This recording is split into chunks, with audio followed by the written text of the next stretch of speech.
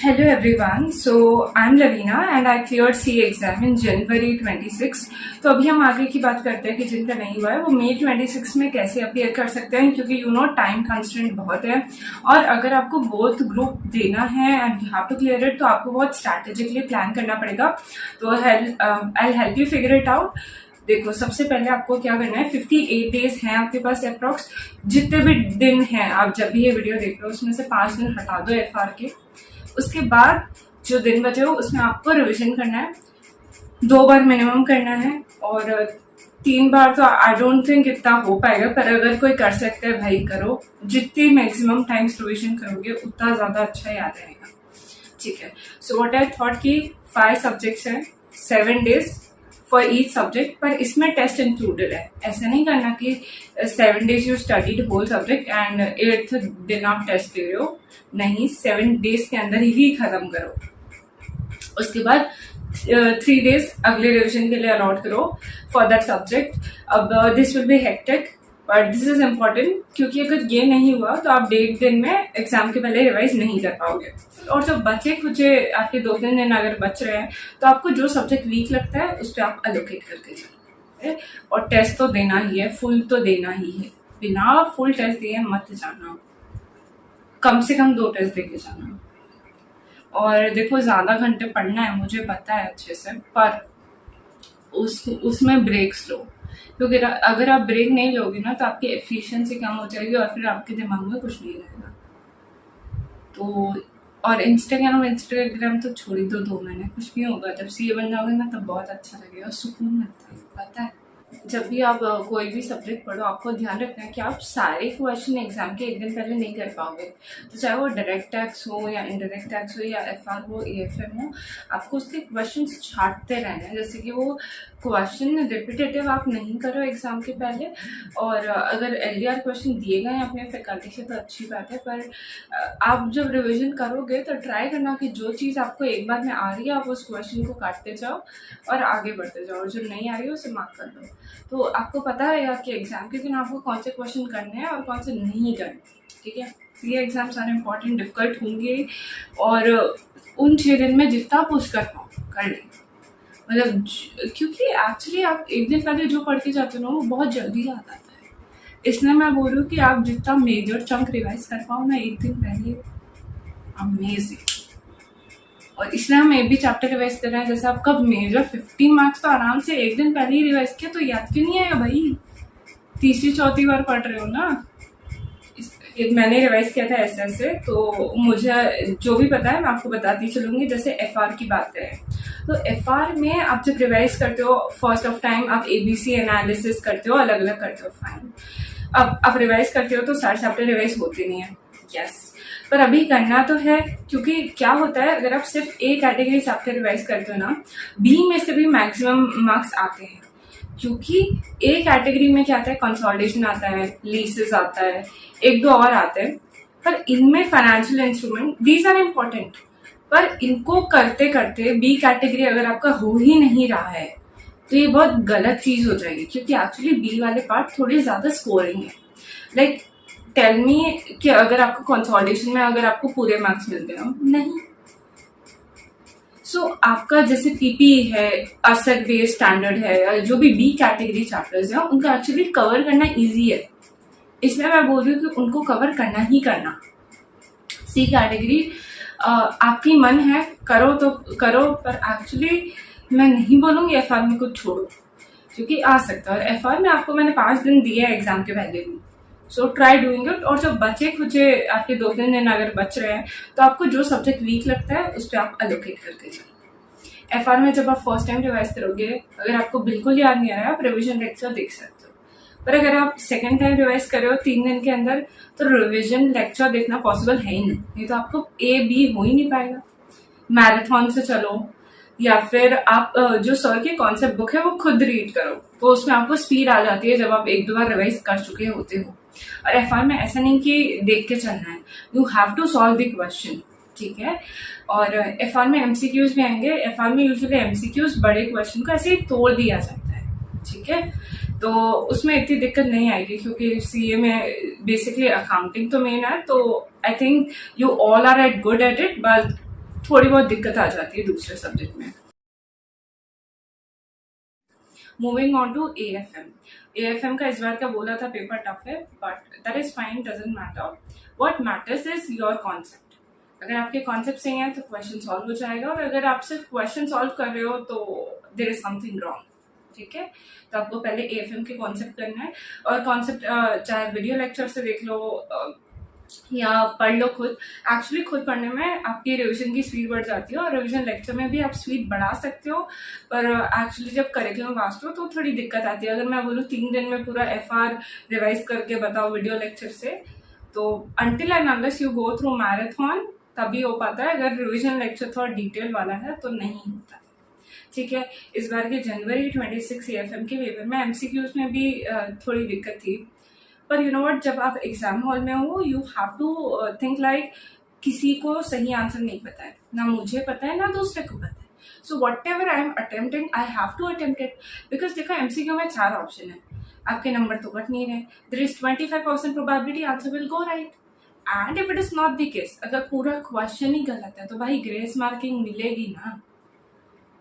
तुम्हें अटेम्प्ट तो करो भाई, तुम बिना अटेम्प्ट करे कैसे आ रहे हो, and then you expect to get the marks. Don't do this thing। और AFM में कॉन्सेप्ट्स पढ़ के जाना है और क्वेश्चंस करने हैं, और टीचर्स LDR क्वेश्चन देते हैं, उनमें से भी आते हैं, सो दैट इज ईजी। अगर आप 1.5 डेज पहले ही वो क्वेश्चन पढ़ के जाओ और अगले दिन आपको लिखने हो वही क्वेश्चन, हो जाएगा ना, क्योंकि टीचर्स ट्राई करते हैं कि मैक्सिमम कॉन्सेप्ट कवर हो जाए मिनिमम क्वांटिटी ऑफ क्वेश्चन से, तो यू कैन सॉल्व इट। अब आती है ऑडिट में आपको बहुत लर्न करना पड़ेगा, इतना कीवर्ड्स लर्न करना पड़ेगा, इतना घुट के पीना पड़ेगा। पर अभी जैसे आप 7 और 3 डेज करोगे ना, then to also give 1 hour to audit at night. और देखो अलग अलग ट्रिक्स अप्लाई करो, हाउ रिकॉल करो, ब्लैंक पेज मैथड लगाओ कि आप खाली पेज लेके बैठ जाओ और try to write audit answer and keywords, जो भी आपको लग रहा है कि ट्राई क्वेश्चन सॉल्विंग, आप नए नए तरीके निकालो, कैसे भी याद करने की कोशिश करो, बोल के करो, समझा के करो, whatever suits you. Audit में इंपॉर्टेंट चीज ये है कि जो अदर स्टैंडर्ड्स है, प्रोफेशनल एथिक्स है, और audit other standards, professional ethics और 700 की series there are the most important. और वो ग्रुप ऑडिट, कारो 2020 तो मैं बोलती हूँ एग्जाम के आधे घंटे पहले रट के जाओ, तुम्हारे 5 मार्क फिक्स। क्यों नहीं आएगा? तुम आधे घंटे पहले अगर एक चीज लर्न करके जा रहे हो, तुम्हें आधे घंटे बाद नहीं याद आएगी। आई डोंट थिंक ऐसा हो रहा है। तो जो A कैटेगरी चैप्टर है उन पे ध्यान दो, और B को भी छोड़ना नहीं है, मतलब ट्राई कवरिंग मेजर कंटेंट। और ऑडिट के एग्जाम में ध्यान रखना है कि क्वेश्चन क्या पूछ रहे हैं और आंसर क्या लिख रहे हैं, क्योंकि कभी कभी क्वेश्चन की हेडिंग अलग होती है, हम आंसर अलग लिख रहे हैं, पूछ कुछ और रहा है, हो कुछ और रहा है, क्या ही हो रहा है। और ऑडिट में भी अगर आंसर नहीं समझ आए, MCQ टफ लगे, ब्रो अटेम्प्ट तो करो, कुछ तो आता है। You have studied that long time कि तुम्हें किसी को नहीं पता यार कौन सा सही आंसर, तुम ट्राई तो करो, आ जाएगा answer.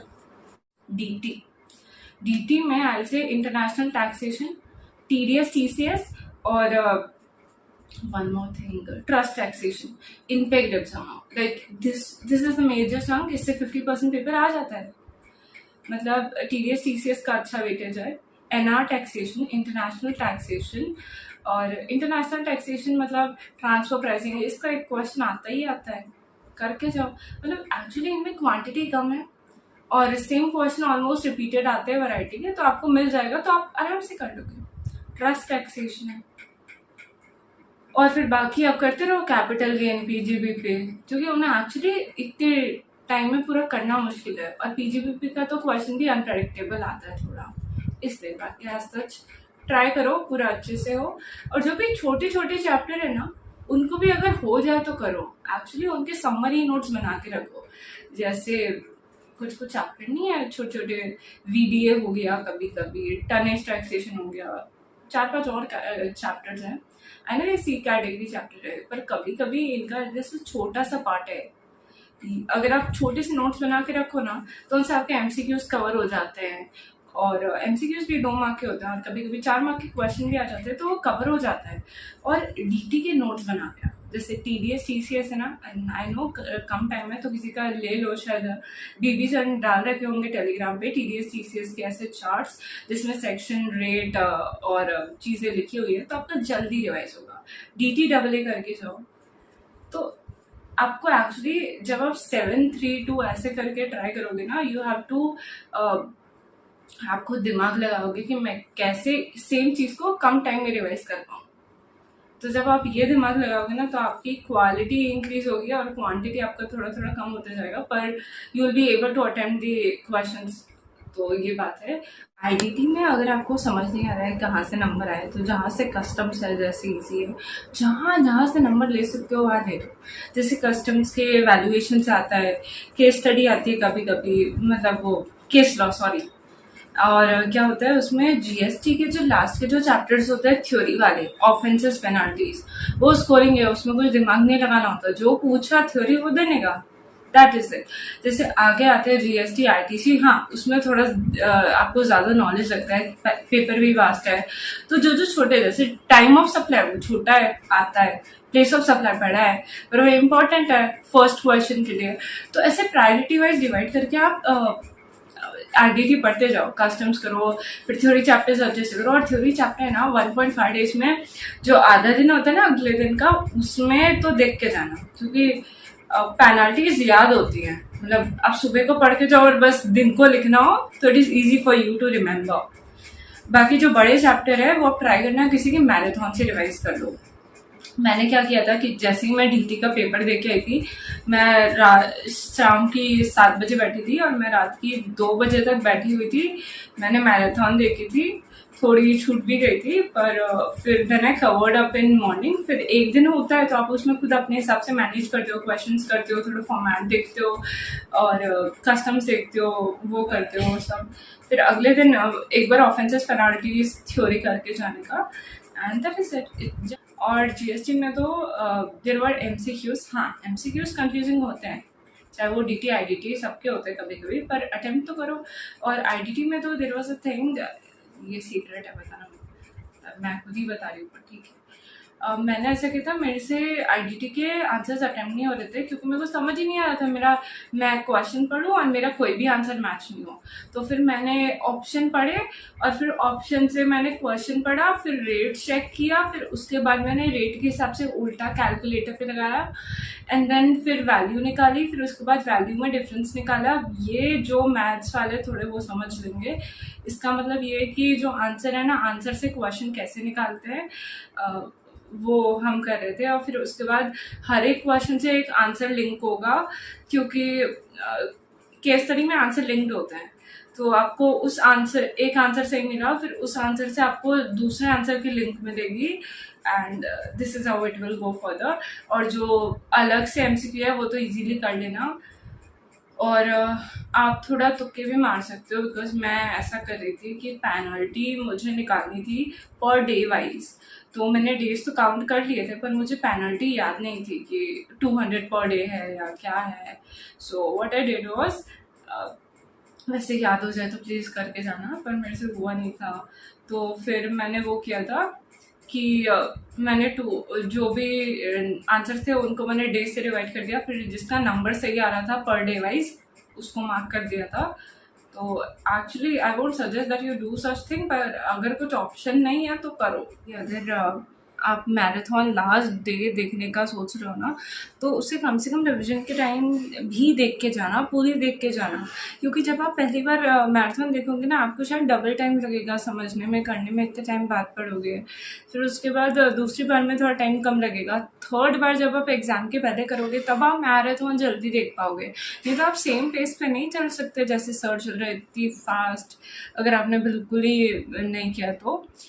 Thank you so much. बाकी कुछ भी डाउट हो, you can always reach me out on LinkedIn और इंस्टाग्राम, तो मैंने ही मना कर दिया, तो ठीक है, यूट्यूब कमेंट्स पे लिख देना। Thank you so much for being here.